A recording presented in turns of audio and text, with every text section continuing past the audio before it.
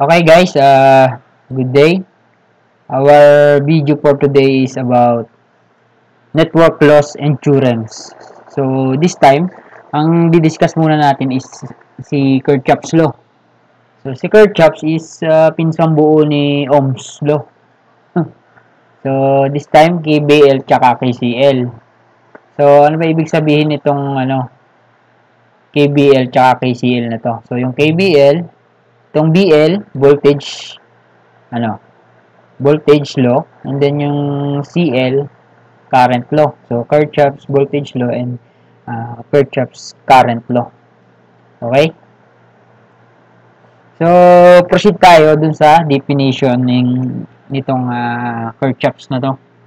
Sino ba ang founder nito? Okay? So proceed tayo dun sa ating scratch paper. Okay? Ang reference book natin is pa rin yung 1001 pero ni Rojas, 1001 Electrical Engineering book. Kasi yung mga topic dito is naka-outline. So mas madali siyang i-discuss compared dun sa whole book na yun pa natin i-outline pa. Okay, kaya ito yung naging reference natin. So credits natin yung topic na to dun sa pagkaka-outline ni Rojas, so 1001. Okay? So this time i-explain lang natin in layman's term para baka sakaling makatulong sa ating mga kapwa electrical engineering student or mga nagre-review ng master electricians na may medyo nalilito sa paggamit ng KBL at KCL. Okay? So let's flash our screen for ayan. So yan, network loss and theorem. So ano ibig sabihin ng Kirchhoff's? So yung Kirchhoff's law is hinango sa kay German physicist. So ayan, physicist pala yan si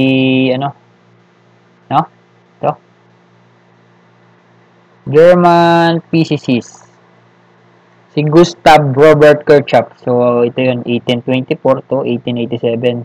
Sa kanya nagsimula yung Kirchhoff's law na yan. Na-discover niya yung pamamaraan ng pag-solve ng current at voltage dito sa isang circuit. So itong ibig sabihin ng network na to, so yan yung circuito. Okay? So by definition, current law, Kirchhoff's current law, yan. Kirchhoff's current law, the algebraic sum of currents at any junction or node of an electric circuit is zero. So, algebraic sum. So, ano ibig sabihin yan? So, i-drawing natin. Let's say, meron ka ditong certain circuit. Okay?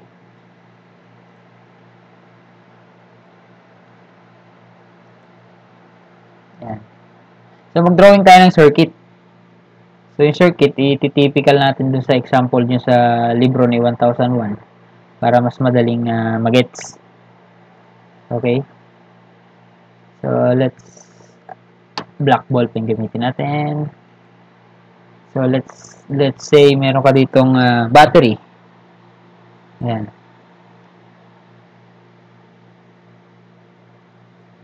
Okay? Ito yung battery mo.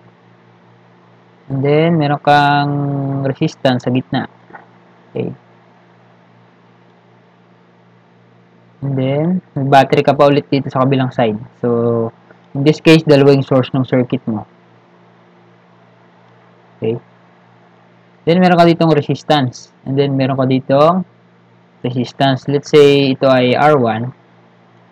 Then, this one is R2. Okay. Then, this one is R3.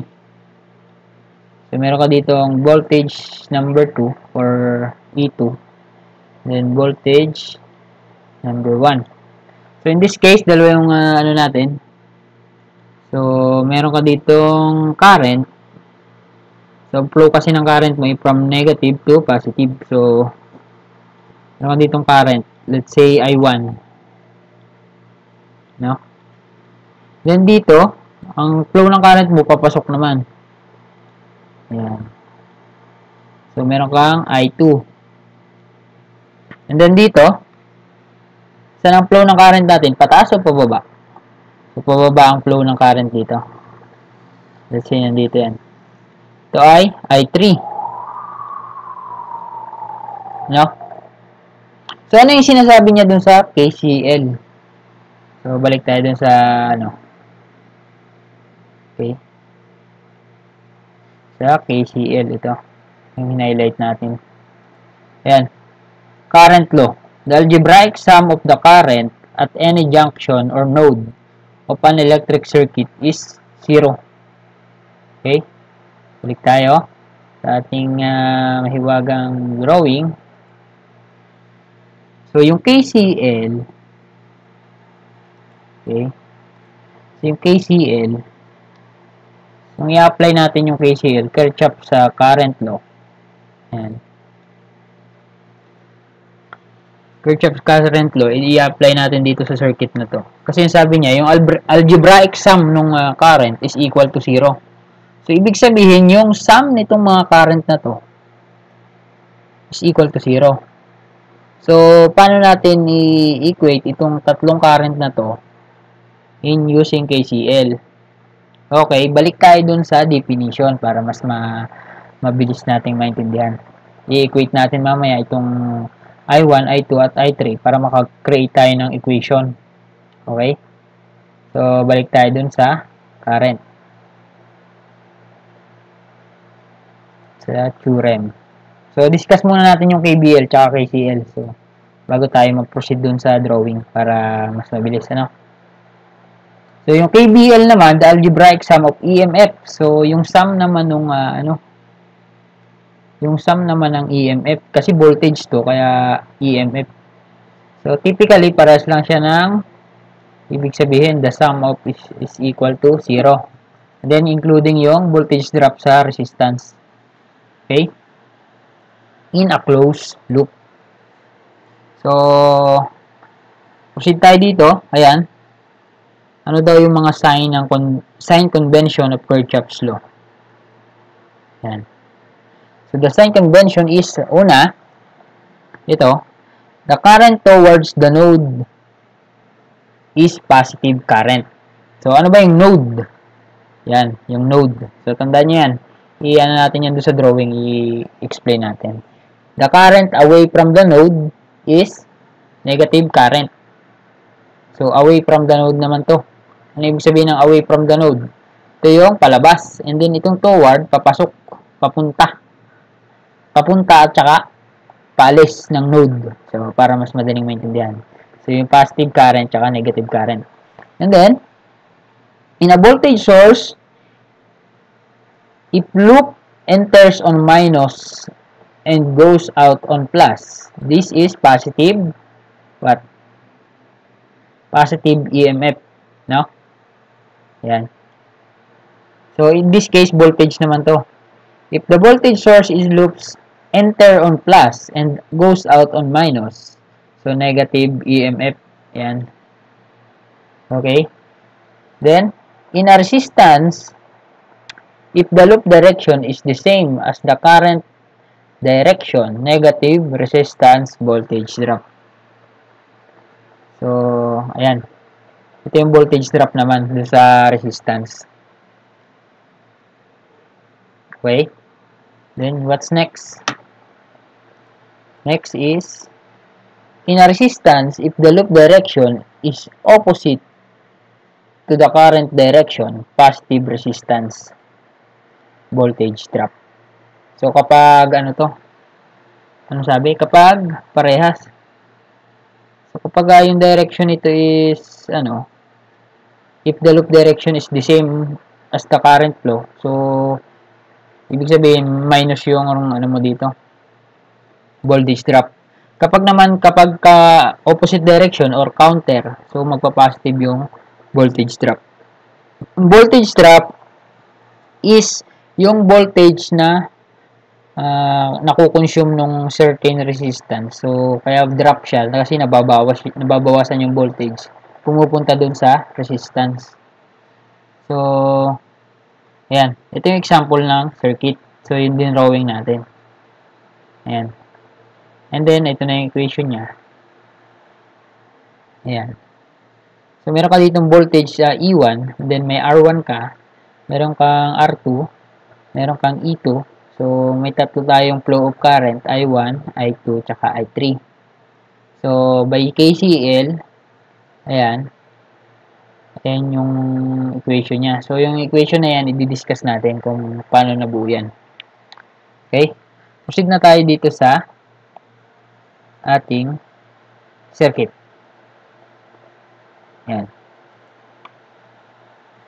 Okay? So, ano yung sinabi ko kanina? By KCL, so yung base doon sa definition, di ba may binanggit doon na node. So, ito yung node. Yan o. So, node yan. Meron pa tayong other theorems na nodal naman, nodal analysis. So, other topic yun. Pero, in this case, may binanggit siyang node doon. So, ito yung node na sinasabi, yung dugsungan ng circuit sa gitna. No? Certain node. Ito, pwede ring node. Pero, wala naman nakakabit na iba dyan kundi itong ano. And then, ang polarity nito, ito, negative, ito, positive. Then, the other side, ganun din, negative, ito, positive. So, yung flow ng current mo is from negative to positive. So, sinasabi niya, kapag yung ano daw, ang tawag dyan, yung current mo papunta sa node, ano yung current mo? So, positive ano siya? Positive current.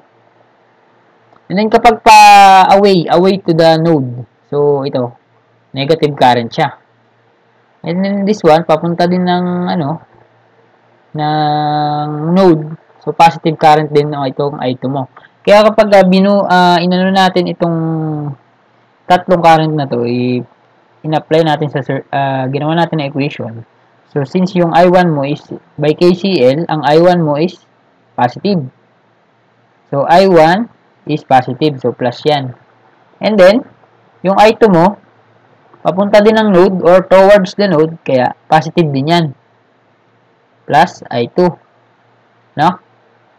And then, itong I3 mo, palabas ng node or away from the node, which is ito. So, palayo siya. So, ang tendency niyan is minus yan. Minus I3. So, yan yung i-equal mo to sa 0. Because, sabi niya, dahil the algebraic sum of current is equal to 0. So, ito din yung sinasabing the current entering is equal to current leaving. Bakit? Kasi ito, yung dalawa, yung I2. So, kung sinabi, the current entering is equal to current leaving. So, pwede rin yung ganito equation. The current entering, I1, papasok siya. And then, yung I2 mo, papasok din. So, plus, dalawang entering is equal to current leaving. Equal to I3. So, pwede rin ganyan yung equation niya. Ta-transpose mo lang ito sa kabila. Okay? And then, by KVL naman, Kirchhoff's voltage law. So, ito, yan ang equation natin dun sa current. And then, kapag kukunin natin yung current, syempre, gagamit pa rin tayo ng Ohm's law. Yung Ohm's law natin is, syempre, yung B equals to current time resistance. Okay? So, yung KVL, ano ba yung KVL? Dito naman, yung voltage naman ang pinagsasama-sama. Ano? So, ano yung voltage niyan? So, yung E1 mo, ayan, equals to voltage drop dito plus voltage drop dito. Okay? So,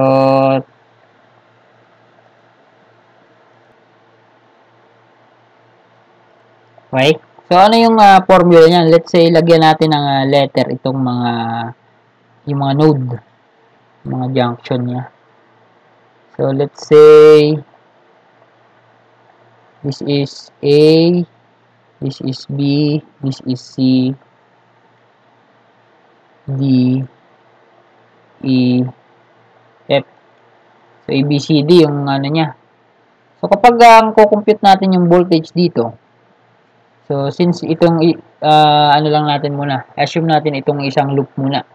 So, for loop, dito natin lagay, KBL. For loop, yan, loop, ano yan, itong loop lang na to, A, B, C, tsaka F. So, let's say, A, B, C, tsaka F. So, ano yung KBL niyan? Or yung voltage algebraic sum. So, yung voltage niya dito, E1, which is itong supply voltage mo dito. And then, syempre may voltage drop ka dito sa R1. So, mamaminus yan. Ibig sabihin ng voltage drop, nababawasan. So, kaya magmaminus tayo. Ayan. Okay?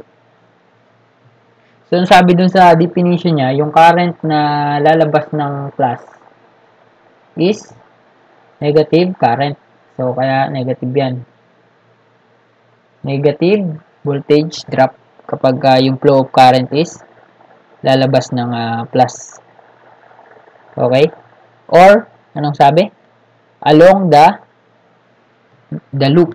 Along the flow. So, kaya magmaminus ka dito ng I1. Siyempre, voltage yan. So, you have to multiply sa R1. Okay? And then, siyempre, ito, may palabas ka pa rin dito. Kasi yung flow mo dito, kapag ito ang kinonsider mo. Yan. Ang loop mo dyan, pag ganon. Mula dito sa negative, pag ganon. Pag ganyan. Yan yung loop na ito. Okay? So, kaya ang current nyan,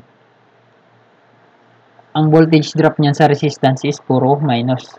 So, dito, magma-minus ka din ng, since yung current mo sa R3 is I3, so you have I3 here. Okay? Then, equal siya sa 0. Then, kapag dito naman sa kabila, yan, ang loop mo naman dito is from negative, pag ano naman. So, yung current mo dyan, ay yung voltage mo dyan, ganito din. So, in this case, ito naman yung gagawin natin kasi ang kinonsider natin na loop is letter E, to E, D, C, F. E, D, C, F. So, yan yung loop na yun. So, magiging ano ito? Ito, since yung flow of current nitong I2 mo, papunta dito, so, ang mangyayari, mababawasan yung E2 mo, kaya magma-minus to. So, magkakaroon ka ng voltage drop sa R2. So, yan yung I2 times R2. And then, yung R3 mo, pabawas din, kasi yung flow of current niya dito is the same dun sa flow of the loop. Pag ganun, no? Okay, so minus, ano din to? I3 R3 equals to 0. So, anong equation pa yung mapoformulate natin? So, pwede nating i-loop siya ng ganito. So, let's say, ang loop natin is isang buo na, pag ganyan. Yan yung kinonsider natin na loop. So, let's have loop A, B, C, A, B, C, D, E, F. A, B, C, D, E, F, A. So, yan. Yan yung loop na yan. Yan yung mula dito, pag ganon, tapos bumalik.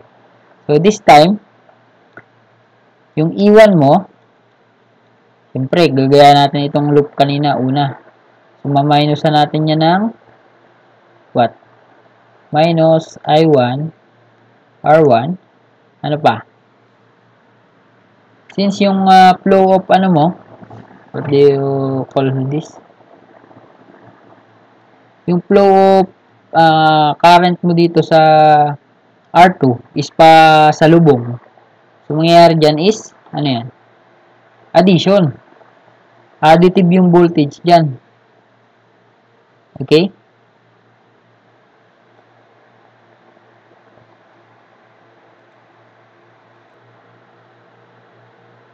Okay? So, this time, anong sunod? So, we have, ano dito? Since yung I2 mo dito is pasalubong, so by definition, kapag yung voltage drop saka resistance is opposite dun sa direction of the loop. So, we have, kakaroon ka ng positive voltage drop. So, kaya I2 times R2. And then, ang sabi, kapag voltage source, so kung saan lumabas, ay yung loop mo is, lumabas, ayan, ito yung kulay blue. Ang loop natin is, pumasok ng plus, lumabas ng minus. So, ang tendency is, minus yung voltage source. So, minus E2. So, ayan. Yan yung, ano natin, equation na mabubuo sa KBL. So, try nating mag-solve. Yung mga example dito, lagyan natin ng value. Okay? Proceed tayo sa page 2. So, let's say, mag-drawing tayo ng circuit. Okay. We have circuit here. So, gayahin lang natin circuit dito. Ayan.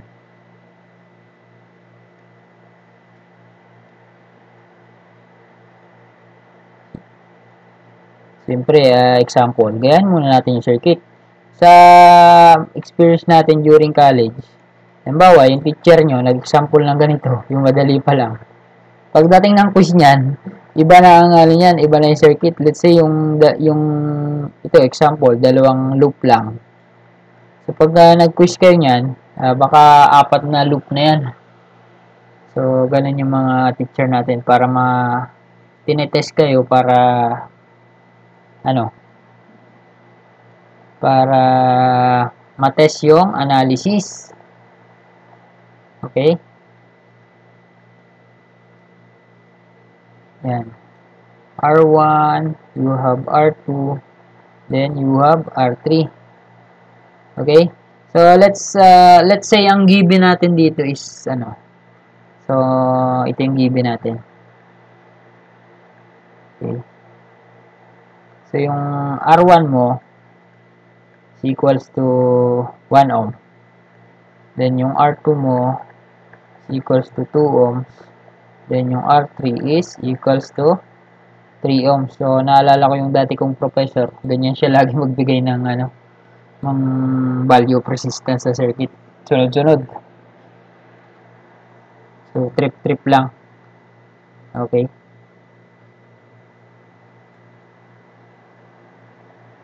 So, and then, yung value of voltage, ilagay din natin. Let's say, ang value of E1 mo is 230 volts. Then, yung E2 mo is what? 100 volts. Okay? So, anong hanapin natin? Let's provide required or find the value of what? So, hanapin natin yung value of current dito. Yung I1, I2, saka I3. Okay? Yan. I1, I2, and I3. So, using, using KBL tsaka KCL, try nating isolve yung value of I2, I3, I1, I2, I3. Since meron na tayong given. So, we are looking for the value of I1, I2, and I3. So, tingnan natin kung ano yung mapoformulate na equation. Okay. Yan. So, by KCL muna tayo. KCL. So, same ang ano niyan, ang formula natin diyan. So, I1 equals to what?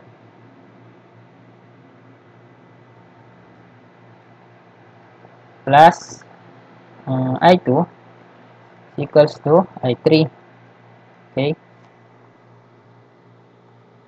So, paano natin makukompute yung what do you call this? Let's say we have loop na ano dito. So, meron tayong voltage na. Then, by K, let's say ito ay equation 1. Okay? Then, by KBL, makapag-formulate tayo ng what? E1. So, meron tayong E1. Let's say itong loop na to muna. This loop. Okay? So, we have E1 minus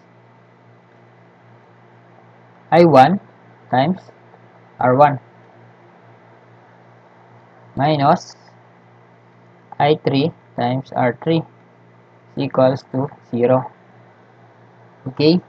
So, this time, pwede nating what?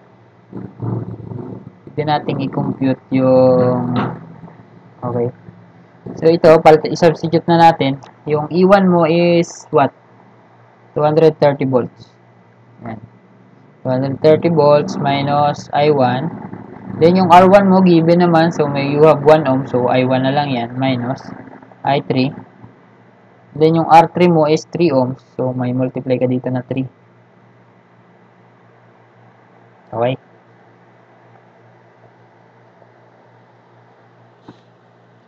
So, in this case, sa equation 2, let's say equation 2 to. So, ano yung pwede nating makakuhang value? So, meron kong I1, tsaka I3. So, dito, tatlo yung unknown mo. Kapag sinubstitute mo yung value ng itong I3, in-equate mo in terms of I1 plus I2. So, magkakaroon ka ng I1 plus. So, we have to create another equation. So, ano equation ang ano natin? Yung isa naman. Kasi tatlo yung equation na pro-form natin dito. So, let's say we have ganito naman. Yan yung loop natin. Okay? So, yung formula natin dyan is, yung E2 mo is 100 volts.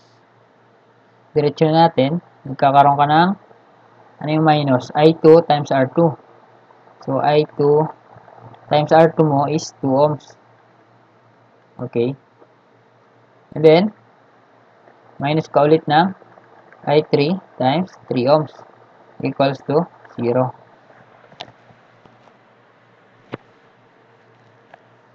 Okay? So, yung polarity natin, minus plus, minus plus. Okay? So, in this case, pwede tayong mag-loop dito ng isang buo. So, mag-loop tayo ng isang buo, kagaya ng loop ng example natin kanina. Yan. Isang buo yan ngayon. So, makaka-create tayo ng equation na what?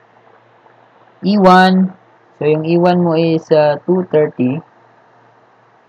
Ito. Then, mag-subtract ka ng I1. So, ito is equation 3. No? And then, ito 230 minus I1 R1. So, you have I1. Since yung resistance mo is 1, so I1 na lang yan. And then, magpa-plus ka ng I2 kasi naka-opposite siya sa flow.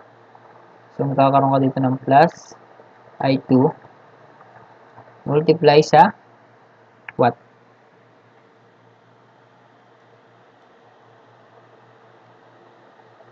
Ayan. Multiply sa R2. Ano yung R2 natin? 2 ohms. Ayan. And then, ito.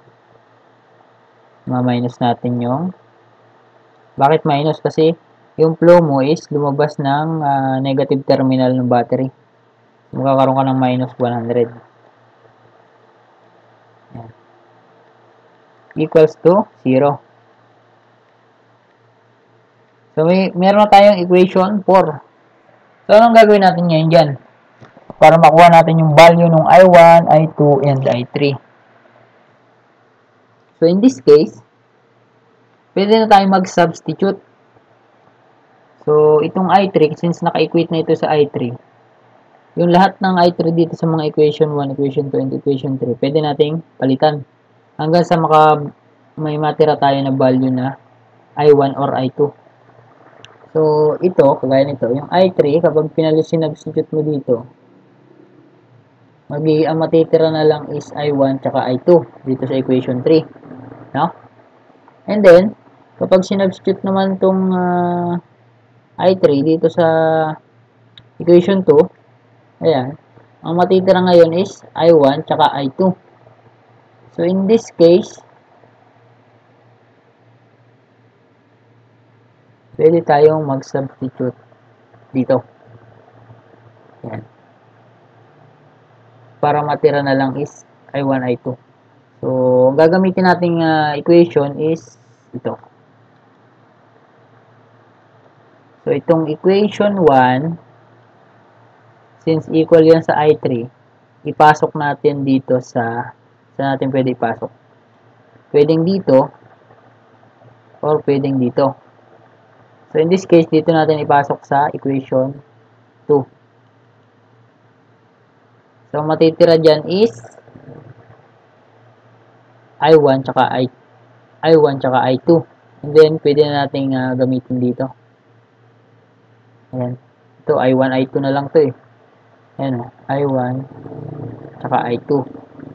So, ito, kapag itong I3, kapag sinubstitute natin dito sa value nung I3 dito, so magkakaroon ka na lang ng I1 tsaka itong I1 plus I2 na to. Okay? Proceed tayo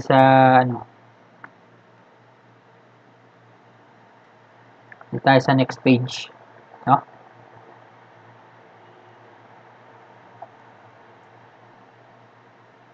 Okay, tingnan nyo mabuti yan.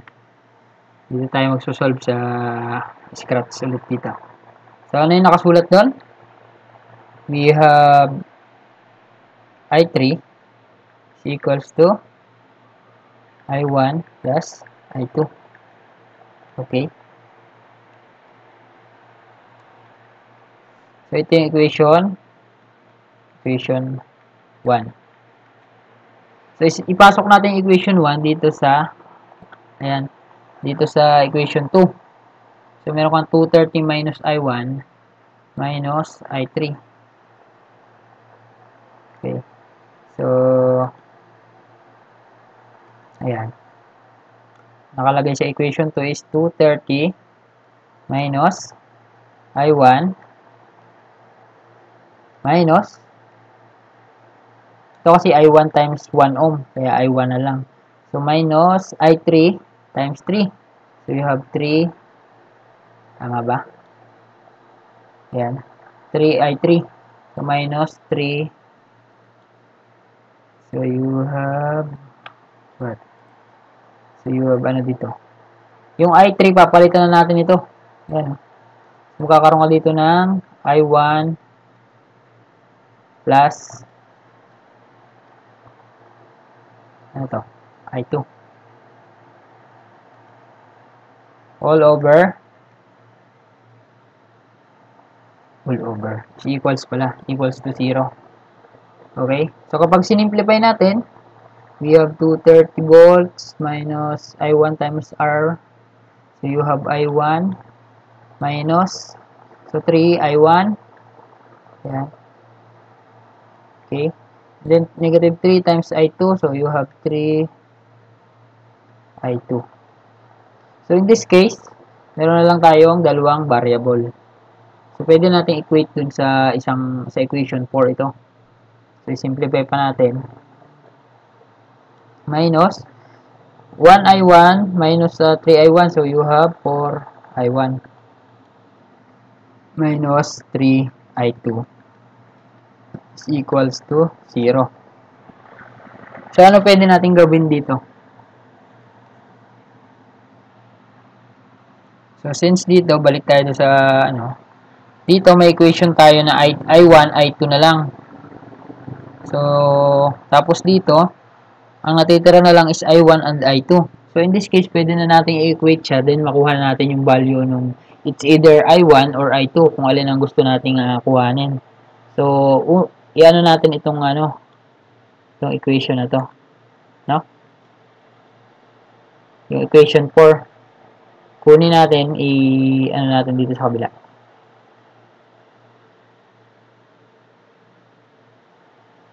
Okay? So, sulat natin.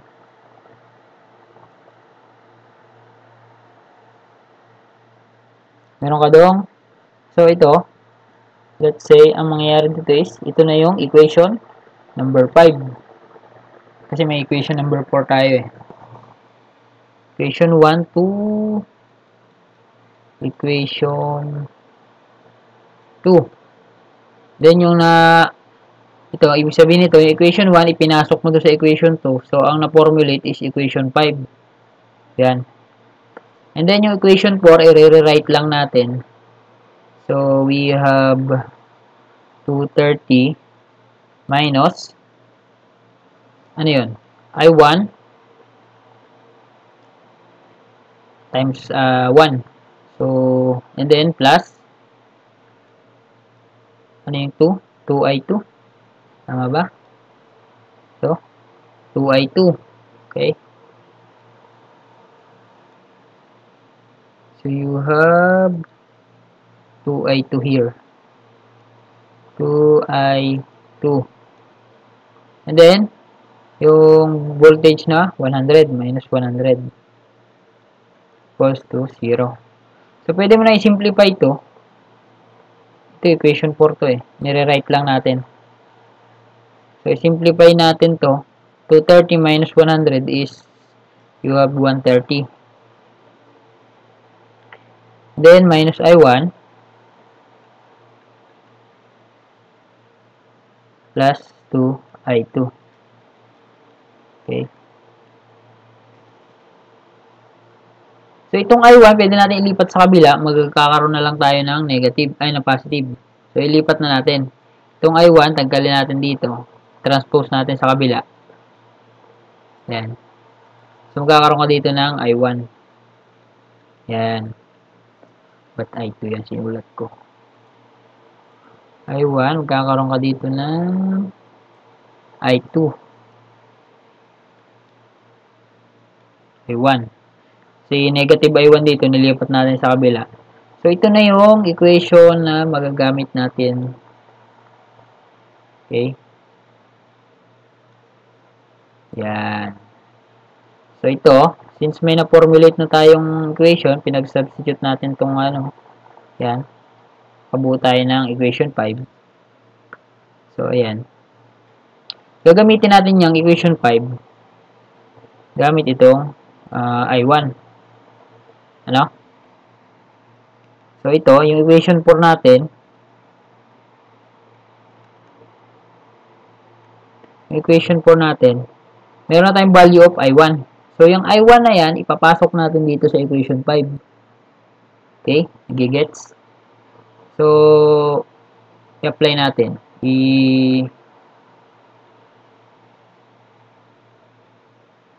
Anong term dito? So, itong value of I1 na to, from equation 4, which is 130 plus 2I2 is, substitute natin dito sa value of I1. Ayan, no? So, meron tayong, proceed na tayo dito. Equation 4 to equation 5. So, medyo mahaba lang yung pag-calculate kasi inaano natin, in-explain natin in detail. So, kung kabisado mo na yung pag-calculate na ganito, ano na to? Madali na to sa'yo. Okay?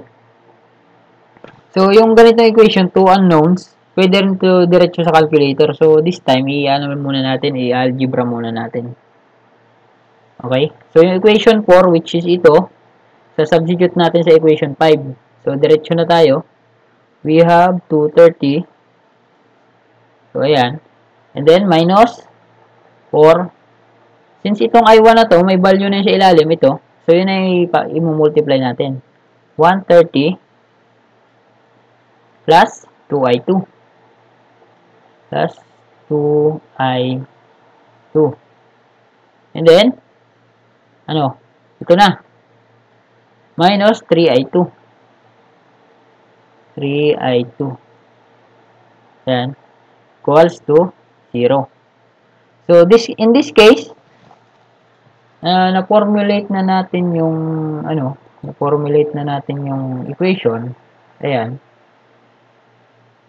Ano na lang hanapin natin? Value nung I2. Makukuha na natin yung value of I2. So, ayan. I-simplify natin itong equation. So, 230 minus 4 times 130. Ilan? So, you have 4 times 100.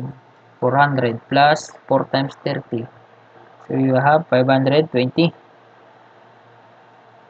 Then, minus 4 times 2, I2. So, you have 8 I2. And then, minus 3 I2. Yan. So, you have equals to 0. Saan mangyayari? You have 520 minus 230. Ilan? So, minus natin. Gamit tayo ng external calculator muna. 230 minus 520 is 290. So, you have negative 290. Okay?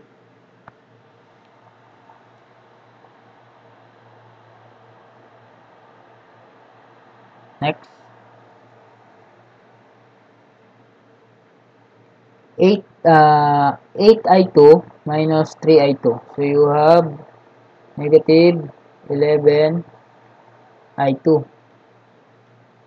Okay?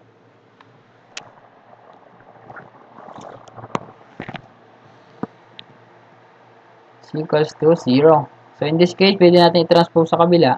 So, you have I2 is equals to negative 290 all over what? 11. So, your value of I2 is equals to 290 over 11 or what? Divide 11. So, the answer will be 26.36. Yan. 26.36 amperes. Okay? So, yung negative sign, ano ibig sabihin ng negative sign? So, ibig sabihin lang, based dun sa ating assumption, dito, sa circuit. Ayan. Based sa ating assumption, so, yung flow ng current, yung I2 na natin nakuha na negative, ibig sabihin, babaligtad lang yung assumption natin. So, kung negative yung flow of current doon na nakuha natin, ibig sabihin, yung I2 mo, papunta dito. Yun lang ibig sabihin nun, opposite direction. Yung assumption natin kasi papasok, I2. Ayan. So, based sa calculation natin, nag-negative kasi. So, in reality, yung flow ng current mo, yung I2 mo, papunta dito. Kasi magsusubtract siya. No? Kasi mas malaki yung voltage mo dito eh. So, nangyayari, itong E2 mo, parang nagiging load. Kaya ganun yung flow. Okay? So, yun lang yung ibig sabihin ng negative sign. Kaya nag-negative siya. Ito. Kaya nag-negative 26. Ibig sabihin lang pabaligtad yung flow. Yan. Yan yung I2 natin. And then, yung yung I3 natin. At saka, yung I1 muna ang compute natin. So, yung I1 natin, Ano yung I1? So, ito. Substitute natin, you have 130 plus ito. 2 times negative 26.36. So, you have I1 equals to what? So, i-calculate natin 130 minus 2 times. So, ba't ako nag-minus? Kasi may negative din yan. 26.36. Okay.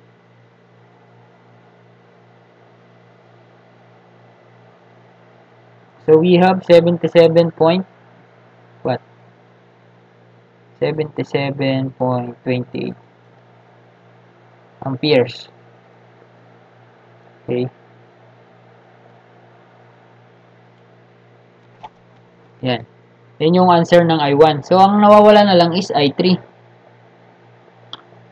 So, yung value of I3 mo is equals to I1 plus I2. Okay. Since negative yung ano mo, mapapansin mo na magma-minus itong yung I2 mo dito. So, magiging negative to. Kasi negative 2060 eh.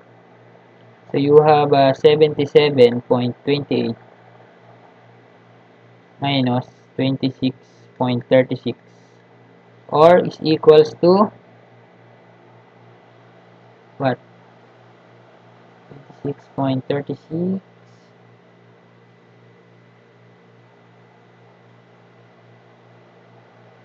So, you have 50.92. No?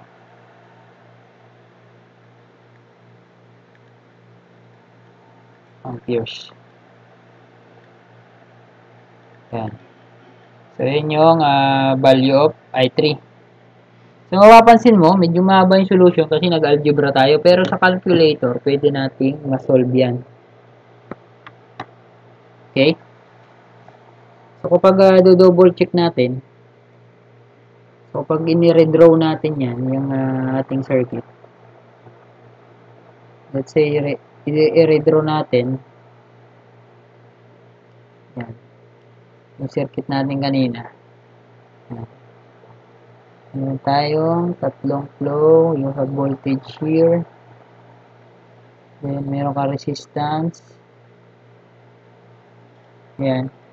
So, since yung I1 natin, saka I2, and I3, so yung nakuha nating sagot is, dito sa I2 is, negative 26 point, yan, 36. Then yung I1 is, yung I3 is 50.92. Yan. Balikan natin. 50.92. So, we have 50.92 amperes. Then, yung I1 mo is 77.28. Okay.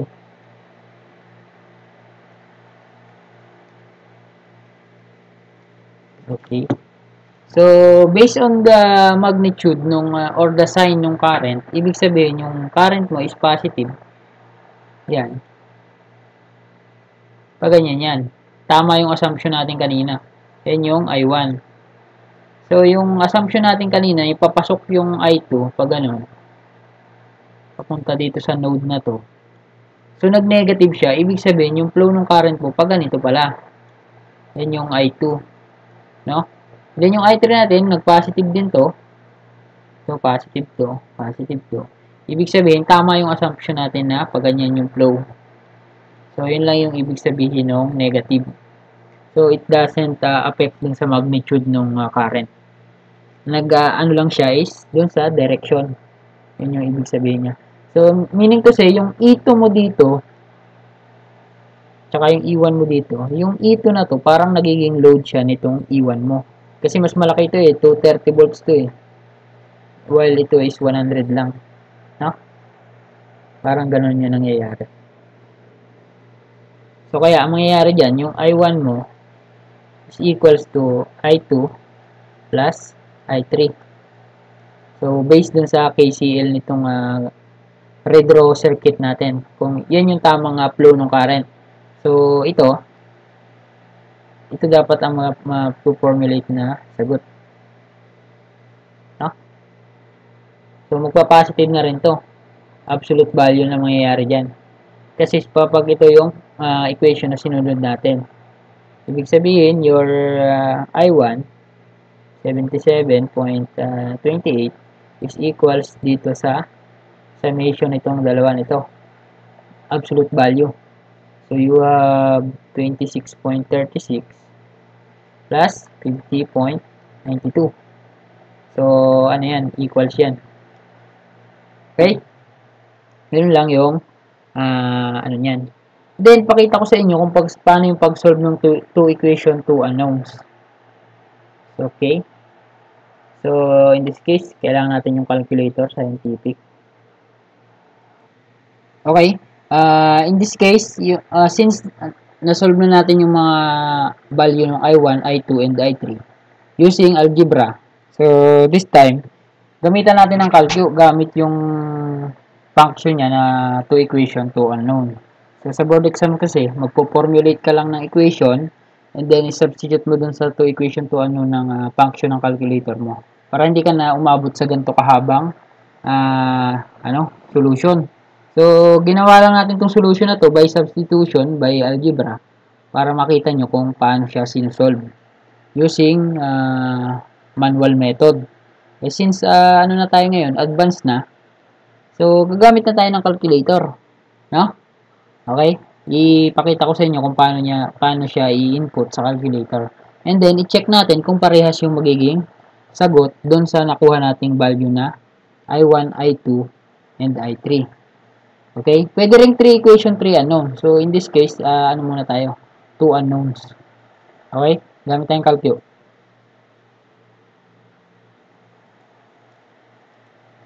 So, ayan. Input natin.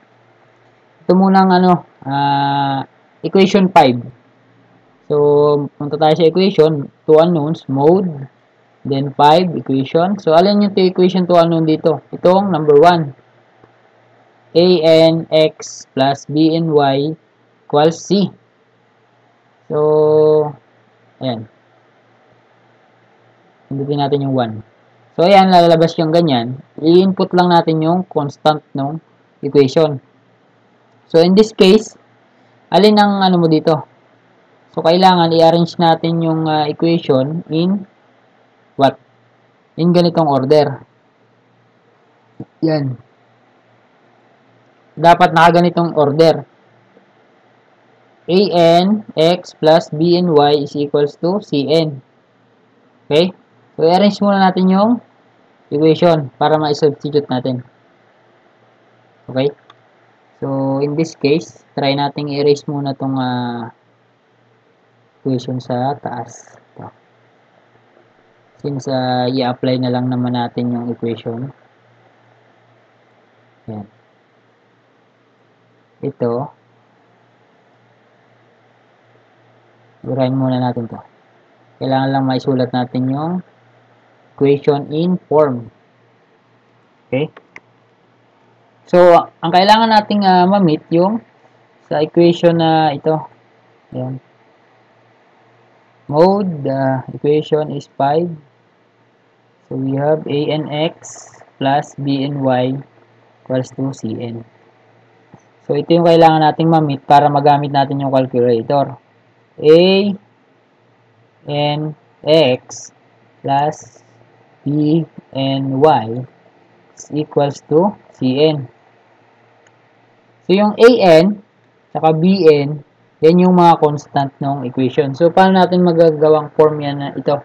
So, itong equation number 5, gagayahin natin na in form na ganito. So, paano yan? So, ang magiging mangyayari dyan is, itong I1 mo, so, magkakaroon ka dito ng negative for I1. Ayan, ito yon. Then, negative, dito, 3, ito, I2. So, yan yung 2 unknowns mo, yung x tsaka y. Ito yung I1 tsaka I2. And then, mag-equals ka dito. So, yung 230 mo, ililiban mo ng kabilang equals, so magiging negative ano to? 230. So, yan na yung equation na number 5 mo. No? And then, yung equation number 4, ipo-format din natin na ganito. So, we have what? So, yung I1 mo, ayan, ganyan lang. Then, yung I2 mo, ilipat mo sa kabila, mag-minus ka ng 2I2. And then, yung 130 mo, dyan lang remain. So, you have 130. So, yan yung equation 4 mo. Okay, this time, ito, pwede na natin itong i-substitute sa calcu. So, gamit na tayo ng calcu. Or caltech ang tawag dyan. Calculator technique. So, pag na-formulate mo itong dalawang equation ng ganito, pwede mo nang gamitan yung calcu. So, proceed na tayo sa calculator. Okay?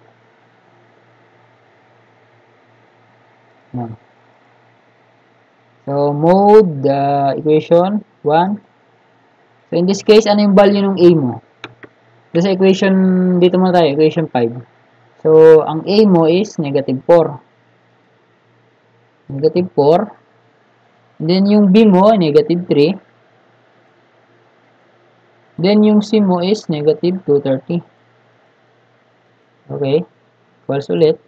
Then, yung equation number 2 naman, ano yung value ng A mo dito? 1. Positive 1. Then, dito, value ng Bn mo is negative 2. Okay. Value ng C mo dito is positive 130. Okay? In this case, makukuha na natin yung dapat makuha nating sagot is yung I2 tsaka I1. So, negative 26.36 tsaka 77.28. So, try natin. Equals. So, ano to? 77.28. Ito yun, no? I1. Yan yung I1. X. Then yung isa, yung Y, or yung BN, equals, negative, ayan o, 290 over 11. So, using, biruin mo itong solution natin na kulay red na to. Ayan. Sobrang haba. Inabot ko dyan ng ilang minuto. Gamit itong calculator natin, which is the function is 2 unknowns, nakuha agad natin yung tamang sagot. Ayan. Equals ka lang. And then, nakuha mo na yung dalawa, gamitin mo na lang itong equation na to. So, makukuha mo yung value ng I3. So, madali lang. No? Pwede rin yung equation number, pwede rin itong mode, mode 5, equation 3. Ayan, a and x plus b and y plus c and z and z equals dn. So, yan yung 3 unknowns. Makukuha mo agad yung I1, I2, I3. So, pwede rin natin itry yan. Nasaan ba yung equation natin na proceed tayo dito sa equation 1, equation 2, and equation 3.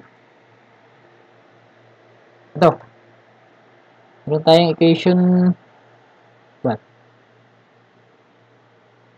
Ito. You have equation 2, equation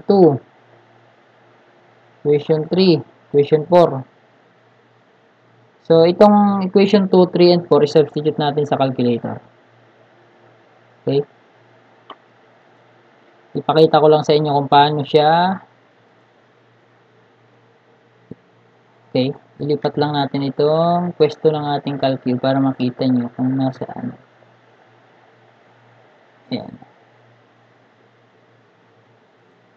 Okay? So, let's,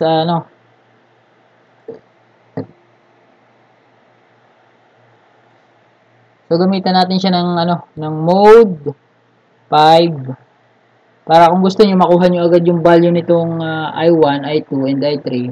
So, 3 equation, 3 unknowns. So, hindi na tayo mag-simplify into 2 equation. So, let mode. So, dito 2. So, meron tayong 3 equation. Okay? So, i-substitute natin to. So, ano yung A mo? Ito, I1. So, you have negative I1 is negative 1. Then, yung B mo, yung I2, so wala kang B dito. So, 0 to. Okay? Then, yung I3 mo is negative 3. So, you have negative 3. Okay? Yung D mo, itong 230, lilipat mo sa kabila, magiging negative yan. Negative 230. Okay? And then, equation ano, so wala kang I1 naman dito. So, 0 yung I1 mo. Okay, yung I2 mo, ayan, negative 2. Then, yung I3 mo, negative 3. Okay? And then, yung ano mo, yung D mo is, lilipat mo sa kabila yung constant, 100. So, magkakaroon ka ng negative 100. Okay? Then, itong equation number 4 mo, or ito, equation, nga. So, ano yung A mo? Value ng A is I1, negative 1. Okay?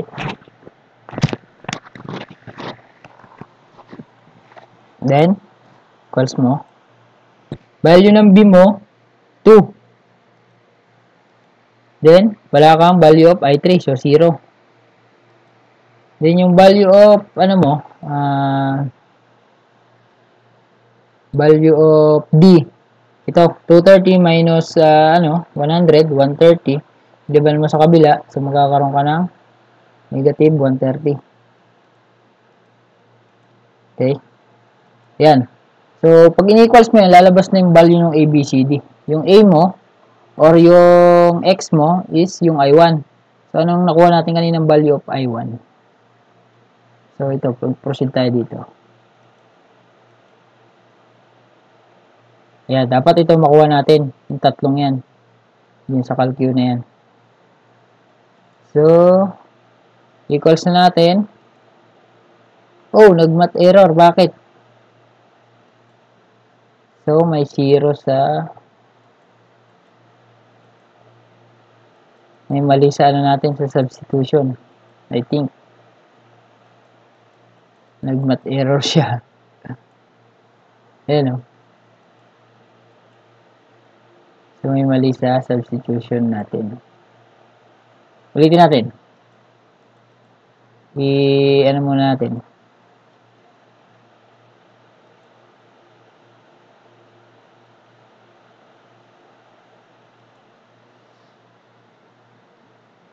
Sana yun. Ito. Simplify muna natin ito ng maayos yung ating equation. Baka na mali tayo ng input. Okay guys, yun, may error dun sa natin. Sa 3 equation 3 nagkakaroon ng error yung calcu. So, hindi niya kaya i-solve yung 3 equation 3 unknowns given this is this equation. So, i-solve nyo na lang. Ito yung na-simplify natin na equation. Galing dun sa 3 equation na yan. So, ayan. So, gagamit talaga tayo ng substitution kasi i-relate natin itong equation 1. Yan. Kailangan nating ipasok dito. So, magkakaroon talaga ng 2 equation, 2 unknown. Okay? So, yun yung nakuha nating sagot kanina. Pag ito kasi sinubstitute mo dito, magiging 2 unknowns ka na lang. Kailangan i-relate mo tong current dun sa KBL. Okay? So, yung nakuha nating value of current, proceed tayo dito. Ayan. So, ayan. Using, kanina using calculator, na-solve din naman natin. To equation 2 unknown. So, gamit ito. Using Caltech. No? Ayan. Ito, Caltech ang tawag dyan sa engineering review. Caltech to equation 2 unknown. So, tama naman yung sagot natin. Ito yung nakuha natin. Dalawang ito. I1 tsaka I2. And then, substitute na lang ulit tayo dito. Okay? Regarding sa negative, so this is only the indication of flow of current, no? Okay.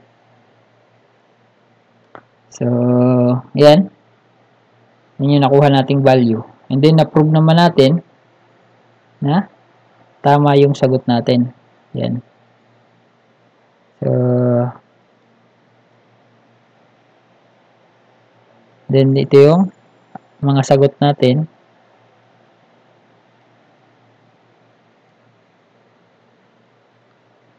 Doon sa value of I1, I2, and I3. So, next time, ang gagamitin nating theorem is mesh current. So, that will be our next method sa pag-solve ng circuit. So, ito, madali lang to kasi dalawang loop pa lang to. No? Ayan. Dalawang loop lang siya. Eh, paano kapag ang circuit mo naging apat na? Let's say, ganyan, no? So, may voltage ka dito. Ayan. Kapag ang circuit mo, naging apat na yung loop. Ayan, ganyan. So, abangan nyo yan pero sa board exam, hindi naman lumalabas yung ganito siguro kahihirap. Sa ano lang ito lumalabas sa mga engineering quiz. So, electrical engineering quiz ng mga mababait nating professor. So, bibigyan kayo ng ganyang ang example, dalawang loop lang. Pero pagdating ng sheet work or quiz or exam, apat na loop na. Minsan, meron pang Y delta connection. May delta connection or Y. So, medyo papahirapan ka pa. Okay? So, basta, ang mahalaga lang is, alam niyo yung basic, alam niyo yung hindi formula, alam niyo yung principle ng KVL tsaka KCL. So, kahit anong mangyari doon sa circuit, masusolve niyo yan. Basta alam niyo yung basic principle.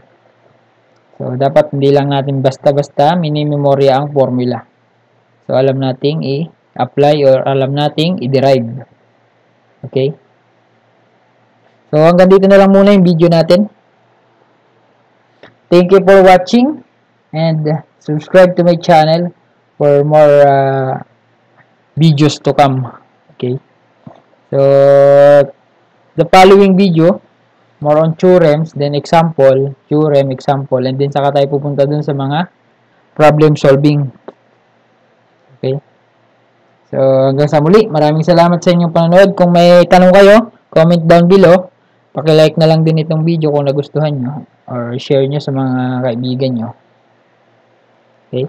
So, may mga question, i-message lang dun sa comment sa below. Sa below? Sa baba. Okay? Babush!